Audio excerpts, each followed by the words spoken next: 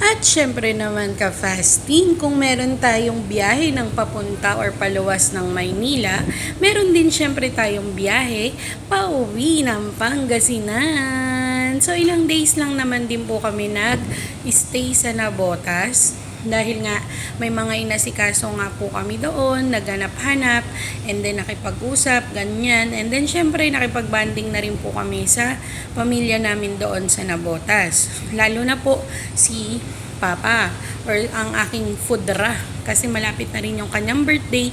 So syempre, maganda na rin po na nakaselebrate siya kasama yung kanyang mga pamangkin, apo, and yung kanyang lovey-dovey, alam na. So, nakakatuwa lang, kaya binidyohan ko po itong expressway natin dito ay dahil meron silang ganyan kaganda, sana dumami pa.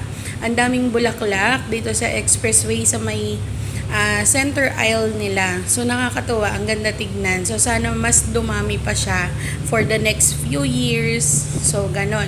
Tapos syempre po, ang nasakyan namin dito sa time na to na pauwi kami Pangasinan ay yung Victory Liner Deluxe. So bakit daw po Deluxe? Kasi ito po ay yung meron ng CR sa loob.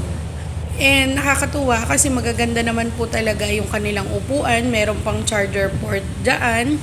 And ayan, hindi rin po masyadong siksikan ang mga tao kasi tigda-dalawa lang po talaga yung upuan niya kada hilera. And ito na nga, pakita ko sa inyo yung kanilang banyo dito sa loob ng bus.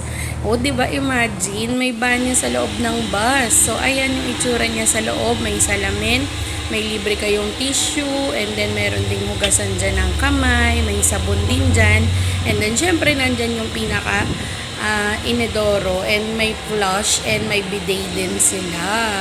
Yun nga lang talaga, mga kapatid, mga ka-fasting, nakakahilo sa loob. And, pang solo lang talaga.